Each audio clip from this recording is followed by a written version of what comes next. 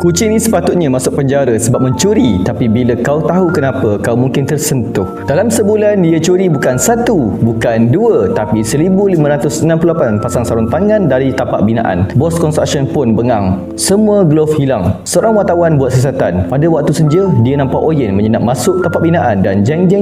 Dia curi sarung tangan lagi dan terus lesap. Esoknya, wartawan tu jumpa timbunan sarung tangan dalam satu laman rumah. Tuan rumah, seorang wanita beritahu, pada mulanya dia ingat dia kena prank sampai nak call polis, tapi rupa-rupanya pencurinya si Oyen. Wanita itu cerita, Oyen dan anaknya dulu kucing jalanan. Dia bagi makan dari kurus terus jadi gebu macam ni. Sebagai tanda terima kasih, Oyen mula bawa hadiah. Dulu dia bawa tikus dan burung, tapi wanita itu buang sebab geli. Oyen berhati wanita itu suka pakai sarung tangan semasa menyapu. Sejak itu, setiap malam Oyen OT curi sarung tangan pekerja semata-mata nak hadiahkan. Wanita itu rasa bersalah. Dia cuci semua sarung tangan dan nak pulangkan. Dia harap bos construction tu tak salahkan dia. Akhirnya dia ambil keputusan bela Oyen dan anaknya. Sekarang Oyen dah ada rumah baru, tak perlu mencuri lagi.